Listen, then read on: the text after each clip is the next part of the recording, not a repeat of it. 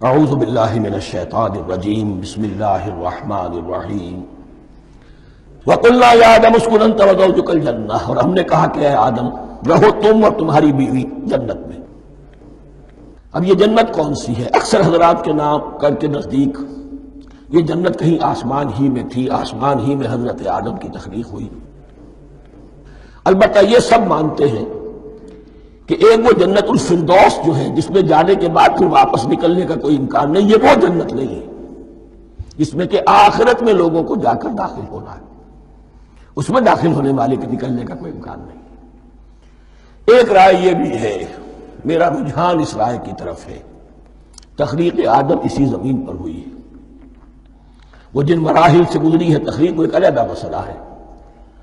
Biology اور وحی دونوں اس پر متفق ہیں کہ مٹی سے، کرسٹ آف دی ارتھ سے انسان بنا ہے، اس پر اتفاق ہے، قرآن کا بھی اور بایولوجی کا بھی، جدید علم الحیوانات کا بھی، علم الحیات کا۔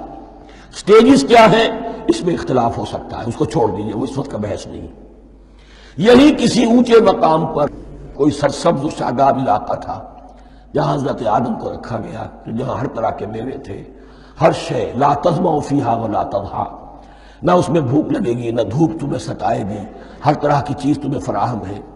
وہاں رکھے گئے ہیں صرف ایک ڈیمانسٹریشن کے لیے کہ انہیں نظر آ جائے کہ شیطان میرا دشمن ہے، وہ مجھے ورغلائے گا، طرح طرح سے میرے اندر وسوسہ اندازی کرے گا، میرے اور میری اولاد کے، صرف ایک ڈیمانسٹریشن۔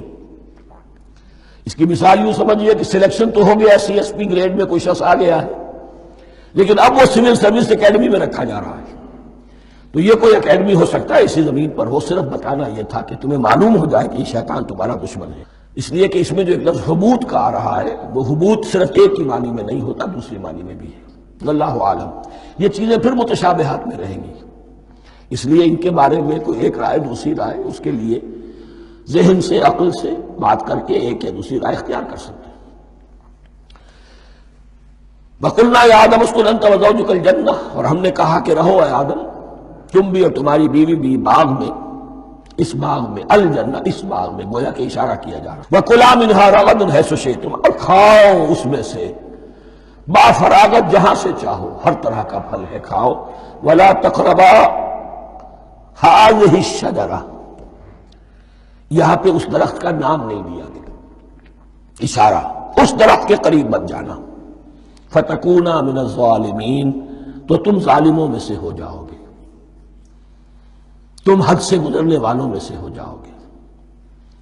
اب اس کی بھی حکمت سمجھیے کہ چونکہ ڈیمانسٹریشن کرانی ہے کہ تمہیں کسی چیز سے، ہزار چیزیں مباح ہیں دنیا میں، چند چیزیں پینے کی حرام ہیں، اب تم اگر ان ہزار مباح چیزوں کو چھوڑ کر حرام چیز کو پیتے ہو تو یہ تمہارا اختیار ہوا، جبکہ اللہ تعالیٰ نے مباحات کا دائرہ بہت وسیع رکھا ہے۔ جس سے چاہو چند رشتے ہیں جو بیان کر دیے گئے، یہ حرام ہے، محرمات ہے، ابدیہ ہیں، ان سے تو شادی نہیں ہو سکتی، باقی کسی مسلمان عورت سے دنیا کے کسی کونے میں وہ شادی کر سکتے، کروڑوں کے آپشنز آپ کے لیے خالی کھلے ہیں، لیکن پھر بھی انسان شادی نہ کرے، زنا کرے، یہ گویا کہ اس کی اپنی خباثت نفس ہے۔ ایک نہیں، دو دو، تین تین، چار چار تک شادی کرو، اجازت ہے تمہیں۔ تو اس اعتبار سے مباحات، اب یہ پورا باغ تمہارے لیے مباح ہے، بس ایک درخت ہے اس کے پاس نہ جانا، اور درخت کا نام لینے کی کوئی ضرورت نہیں، تو آزمائش تھی نا، صرف ایک آزمائش اور اس کی ڈیمانسٹریشن۔ فَأَزَلَّهُمَا الشَّيْطَانُ عَنْهَا، تو پھسلا دیا ان دونوں کو شیطان نے اس درخت کے بارے میں۔ اب وہ کس کس طریقے سے پھسلایا، یہ بھی جیسا کہ میں نے عرض کیا 6 مرتبہ چونکہ یہ قصہ آ چکا ہے، اس کی آپ کو سورہ طٰہٰ میں تفصیل ملے گی، کس کس طریقے سے پھسلایا اور اس بات کے لیے تیار کیا۔ فَأَخْرَجَهُمَا مِمَّا كَانَا فِيهِ، تو نکلوا دیا ان دونوں کو اس کیفیت میں سے جس میں کہ وہ تھے، وہ کیفیت کہ نہ کوئی مشقت ہے، نہ کوئی محنت ہے، اور انسان کو ہر طرح کا اچھے سے اچھا پھل مل رہا ہے، تمام ضروریات فراہم ہیں، خاص کوئی حلۂ جنت ہے جس کا کہ لباس بھی عطا کیا گیا ہے۔ لیکن ان کیفیات سے اب نکال کر اب جسے آپ کہیں گے بٹر فیکٹس آف لائف، اچھا اب جاؤ، یہ ڈیمانسٹریشن کرنی تھی، ہو گئی۔ شیطان تمہارا دشمن ہے، تمہارا اور تمہاری نسل کا، شیطان لعین، اور وہ تمہیں پھسلائے گا جیسے آج پھسلایا ہے۔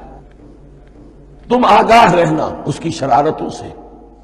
ان الشیطان لکم عدو فاتخذوہ عدوا، یہ شیطان تمہارا دشمن ہے، اسے اپنا دشمن ہی سمجھو۔ لیکن یہ ہے کہ اگر کچھ لوگ اسے دوست بنا لیں، اس کے ایجنٹ بن جائیں، اس کے کارندے بن جائیں، یہ ان کا چوائس ہے جس کی سزا انہیں ملے گی۔